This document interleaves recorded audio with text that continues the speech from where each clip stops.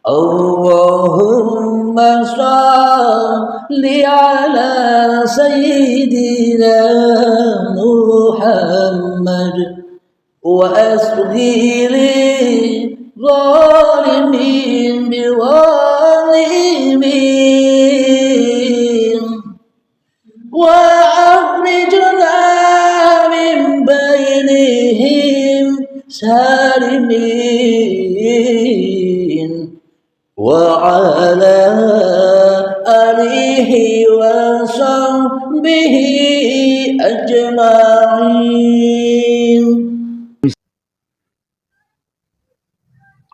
Dan barang siapa buta mata hatinya di dunia ini, maka wafil akhirati a'ma, dan butalah mata hatinya di dalam akhiratnya, bertambah butalah. Wa adallu sabila, dan tersesat-sesat jalannya dengan azab yang pedih serta siksa yang begitu dahsyatnya di saat sakaratul maut. Karena saat di dunia tidak mencari ilmu, tidak menggapai ilmu, mati sebelum mati yang sesungguhnya. Kebanyakan kita selama ini hanya pengakuan-pengakuan saja, merasa paham, merasa mati. Hanya diri kitalah yang tahu sendiri di mana letak kita berada, di dalam Baitullah kah atau di dalam Baitunas. Masing-masing diri tidak boleh memvonis orang lain. Bila masih memvonis orang lain, berarti kaji dirinya belum betul. Bila kaji dirinya sudah betul, maka ia akan masuk ke dalam dirinya dan bebas dari orang lain.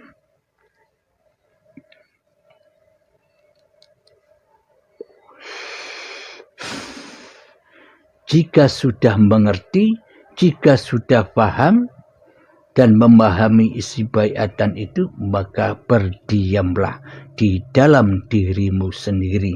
Biarlah yang bersyariat, biarlah yang bertorekot, biarlah yang berhakikat, dan biarlah yang bermakrifat, ya penciptamu sendiri. Jadilah makhluk yang baik, jadilah makhluk yang tidak bisa apa-apa jika dirimu merasa dirimu hanya sebagai makhluk.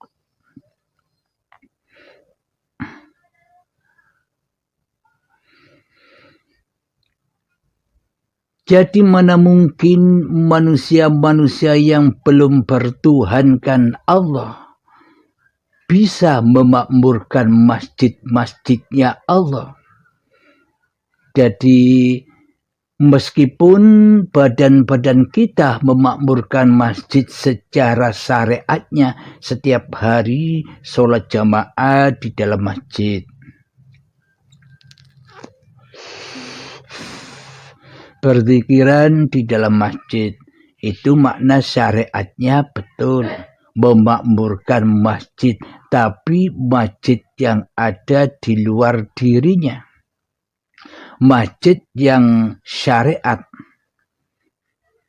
Sudah kita terangkan syariat itu apa, torekoh itu apa, hakikat itu apa, dan makrifat itu apa, sudah kita terangkan di pemaparan yang lalu.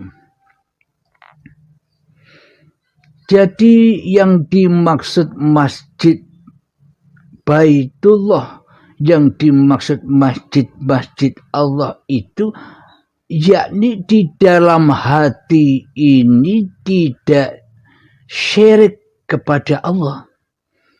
Hati tidak merasa berkuasa daripada kuasa Allah.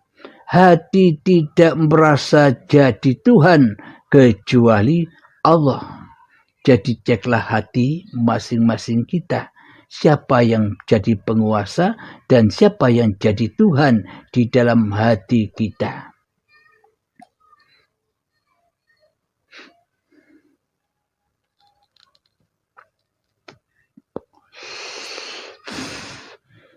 Jadi hakikat masjid di sisi Allah itu adalah Allah sendiri.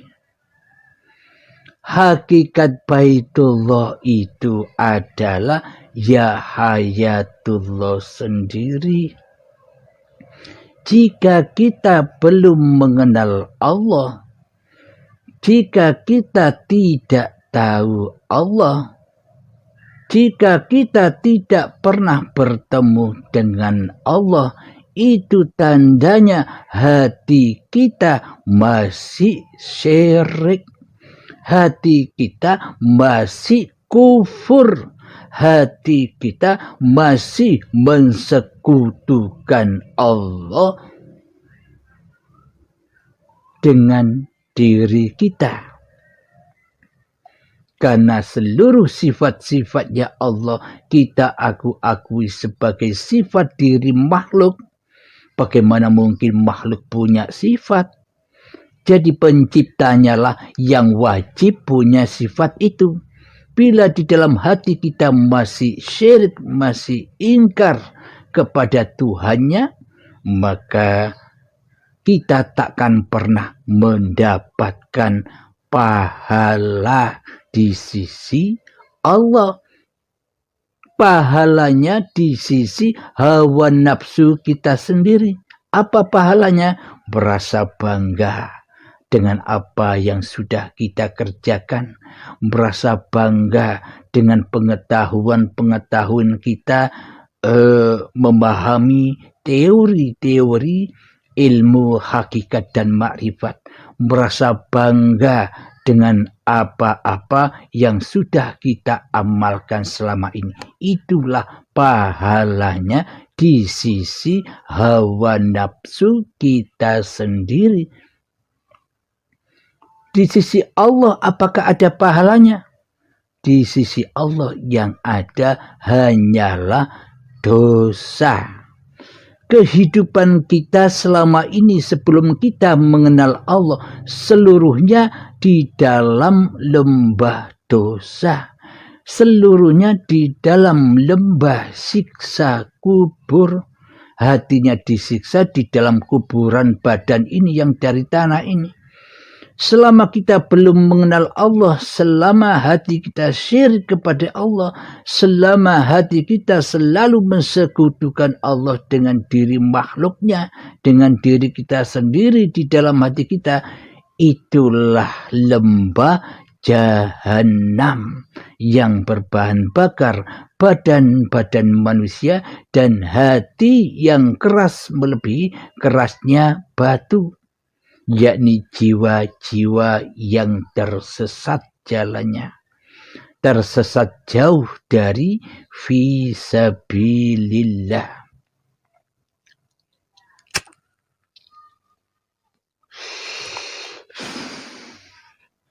Kecuali mereka yang dikehendaki Allah lah, mereka yang dipilih Allah lah yang bisa mengaplikasikan di dalam kehidupannya sebagai makhluk.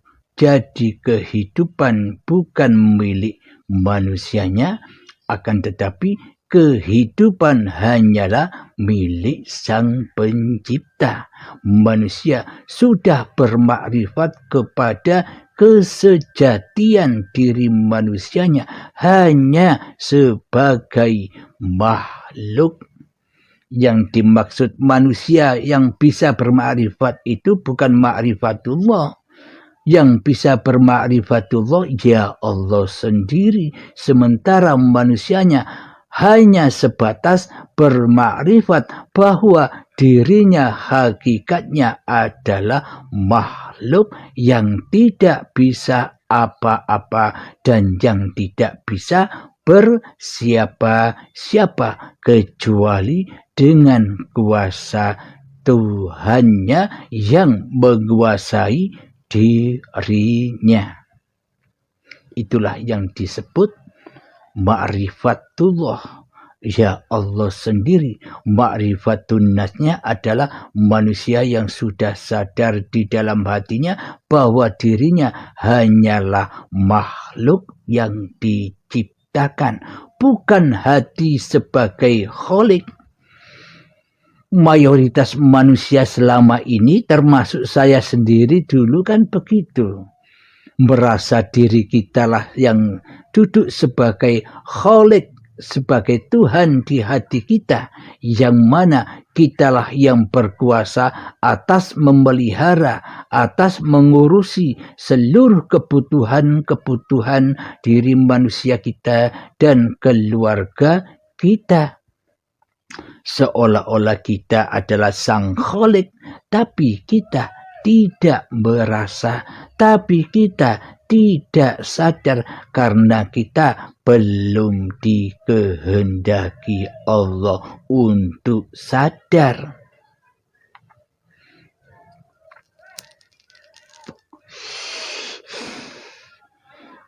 Karena Allah sesuai prasangka hatimu. Bagaimana engkau berprasangka kepada Allah dan bagaimana engkau berprasangka kepada dirimu sendiri.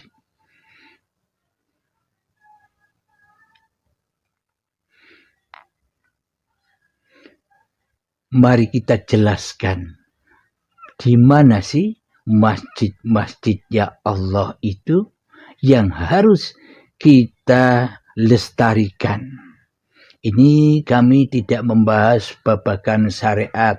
Syariatnya Anda semua, saya kira sudah tahu semua bagaimana aplikasi syariatnya, bagaimana cara memakmurkan masjid yang mendatangi masjid-masjid yang ada di sekitar kita.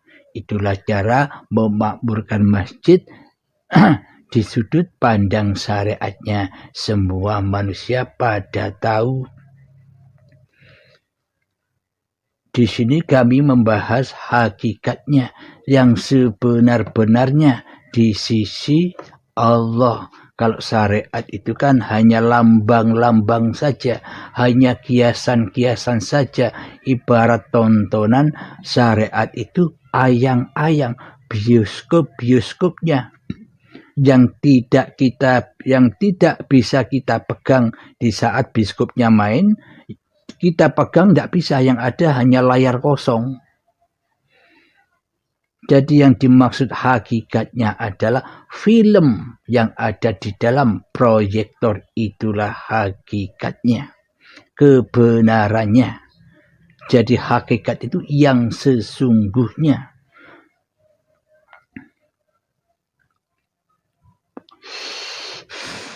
Karena bila tak ada filmnya, maka tak akan ada bioskopnya.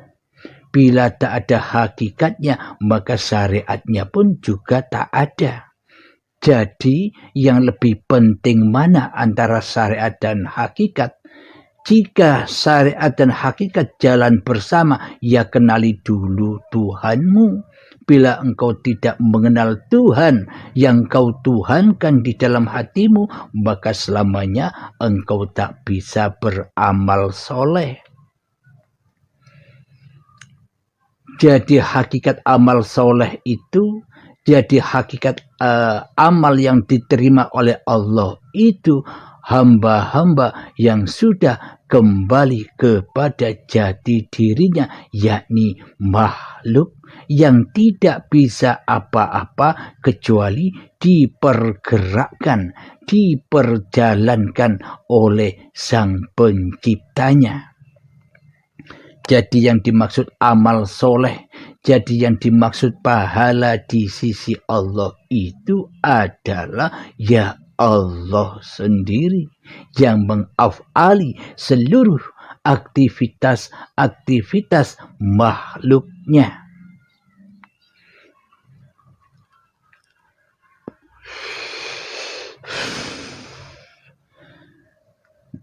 Marilah kita kaji apa sih hakikat masjid-masjid yang harus kita lestarikan di dalam hati kita. Kalau di dalam hati kita Allahumma salli ala Sayyidina Muhammad wa asghili zalimin biwalimin wa akhrijna min bainihim salimin وعلى آله وصحبه أجمعين